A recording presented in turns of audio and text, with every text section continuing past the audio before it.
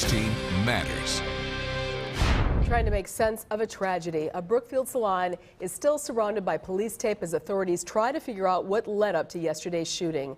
Brown Deer police say Radcliffe Houghton bought the handgun used in the shootings from a private citizen on Saturday. That was just 2 days after he was ordered to turn in his guns to police.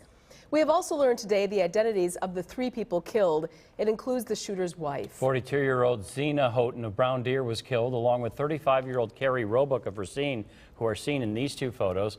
38-year-old Maylin Lind of Oconomowoc was the 3rd fatality.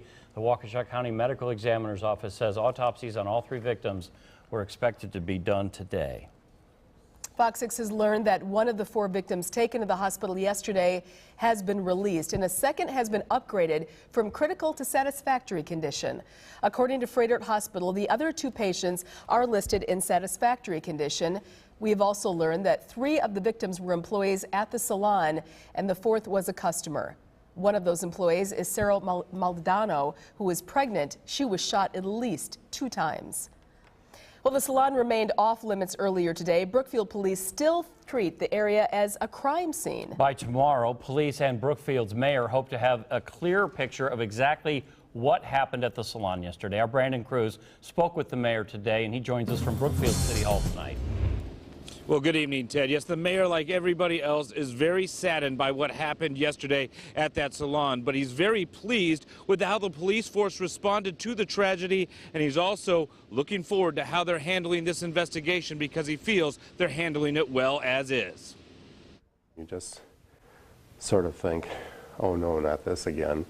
When something like this happens. It's an emotional day for Brookfield Mayor Stephen Ponto as his city tries to heal after Radcliffe Houghton entered Azana Salon Spa and opened fire. Police say Houghton killed his wife and 2 others at the salon before killing himself. One individual who, for whatever reason, commits such a senseless act and ends and disrupts other lives. On Monday, the salon is still surrounded by police tape, and cars remain in the parking lot as police continue their investigation.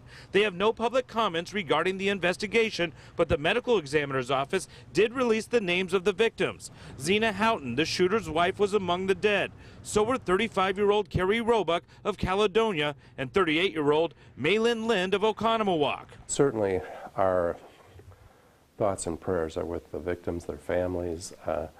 I feel for everyone who was working at the Azana Spa who went through this trauma. The Bureau of Alcohol, Tobacco, Firearms, and Explosives is still involved in the investigation as well and has reported that the gun was a .40 caliber semi-automatic handgun. The agency is running a trace on the weapon as well as investigating the possible improvised explosive device, a 1-pound propane tank found near flammable liquid at the scene. Meanwhile, the mayor is keeping in close contact with Brookfield police. I think it's important to go through the timeline, the response, so that we can learn from this event, although I think it was handled very, very well. And the mayor says that the police responded extremely quickly to the scene. They were there, he says, within 40 seconds of the call. Meanwhile, the owner of the salon met with police today. She also tended to details with the salon and met with family and employees. Fox 6 has learned that she will be holding a news conference tomorrow. Reporting live in Brookfield, Brandon Cruz, Fox 6 News. I have to wonder, we just went through this in Oak Creek, and city leaders there got such praise for the way they handled everything. I'm wondering if the mayor in Brookfield has talked to the mayor of Oak Creek, Steve Scafidi, if they've reached out to each other over these last troubled days.